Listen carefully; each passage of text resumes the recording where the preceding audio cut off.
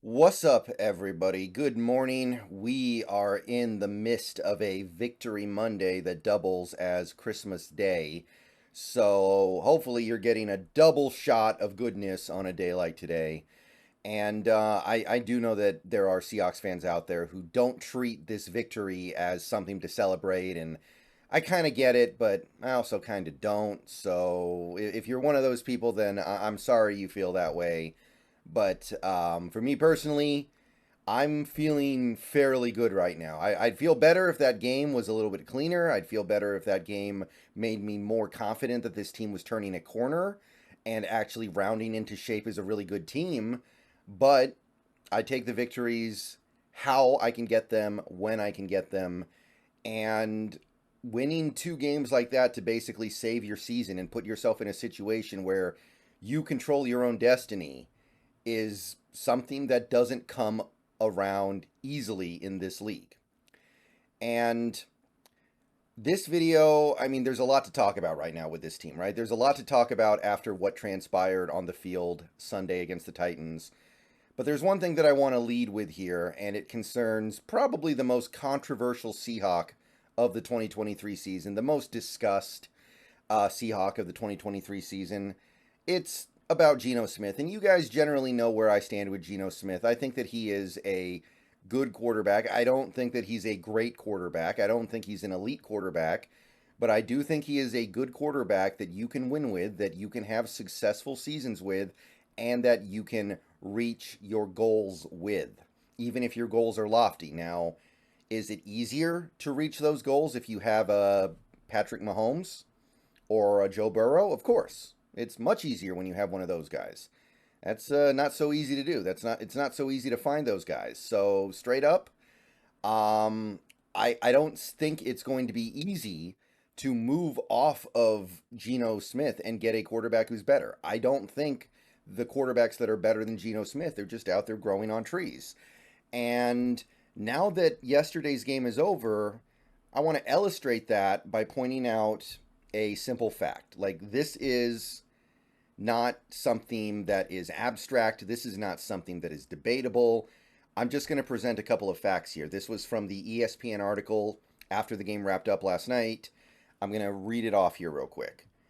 The go-ahead touchdown passes give Geno Smith 6 this season in the fourth quarter or overtime, tied for most in NFL history. I want to repeat that. Geno Smith has 6 go-ahead touchdown passes this season in the fourth quarter or overtime. That's tied for most in a season in NFL history.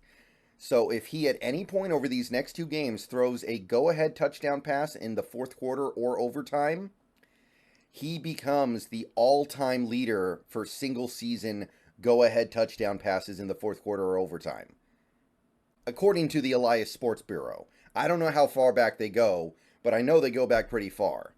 That is a long and storied history of NFL quarterbacks, and Geno would be number one if he can do it one more time. As it stands, he's number one. He's tied for number one with a bunch of others.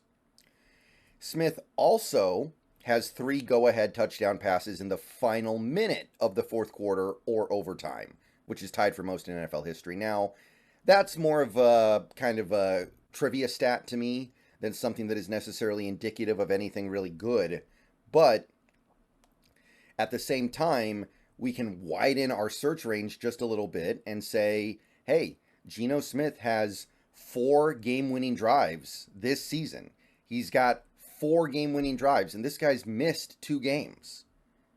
This guy has 4 fourth-quarter comebacks this season. And by the way, none of that includes the Rams game where he did get us in position to potentially win the game with a bum arm, a arm that barely worked, a throwing arm that barely worked. He actually got us in position to win that game, and the kicker missed. I know it's not an easy kick. I know we wish he could have done a little bit better, but at the same time, I mean, to me, that's still a very heroic effort on his part and not something I'm going to tolerate any Geno slander on. I'll put it to you that way. But regardless, this display of coming up big at the end of close games is something that is rarely seen in the history of the NFL. like Russell Wilson had, I think, 5 game-winning drives in the 2019 season, which is, I mean, certainly the most for any Seahawks quarterback that I can ever think of. I don't know if it's the most in NFL history or whatever, but Geno is right behind him. If Jason Myers hits that field goal against the Rams, he's literally tied with him in that category.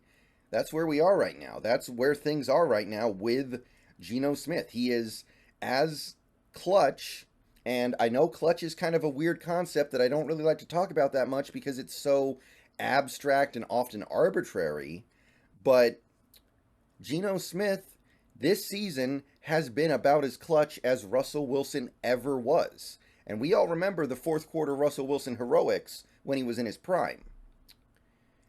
Now, none of this necessarily makes Geno Smith a great quarterback or an elite quarterback. I still say what I've always said about Geno. He is a good quarterback. You put him in the right system, you give him the right support, you give him the right teammates, and he can look like a great quarterback or an elite quarterback, but he's not actually on that level the way a Patrick Mahomes or a Joe Burrow is. But I do feel very strongly that it does make him a good quarterback at the very least. This stuff is not easy because in many cases, these are plays being made against defenses that know the pass is coming. Like, think about the circumstances of running a game-winning drive where you've got a deficit, a small deficit. There's a couple minutes left in the game. You're driving down the field. There's not going to be a lot of running the ball. Defenses know the pass is coming, and you can't really do much about it. You still have to throw it. You can't just say, oh, we're going to run it. No, you're going to run out of time probably, so you got to just go with it. And yet he comes through. Now, again, none of this makes him elite or anything like that. He's definitely not elite. I wish that Geno Smith was able to play like that in every quarter, of course. I wish that we had a quarterback who could just put up 2 touchdowns every single quarter we play, and then we just win every game because we put up a ridiculous number of points, and the game's over by the time we get to the fourth quarter, and everything's just always good. But we don't have a quarterback like that. We have a quarterback who has had some issues throughout games this season. This has not been his best work. He was better last season than he was this season. And there have been some moments where he's even come up short in those opportunities, like against the Bengals. Guess what?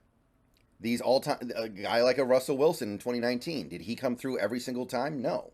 A guy like even Tom Brady during some of his best years, did he come through every single time? No.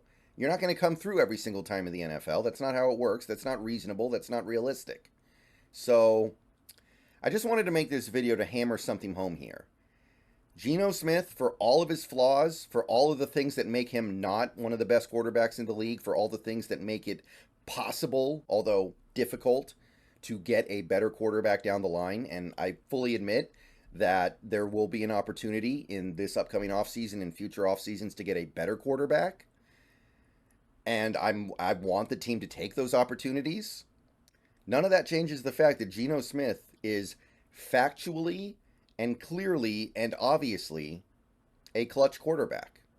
You can say he's not great, you can say he's not elite, but you also have to say he's clutch because he has come through over and over and over again now. It has become a trend. It has become a habit. And he's doing it at a historic rate this season, guys. He really, really is. All right. See you guys later. Go Hawks.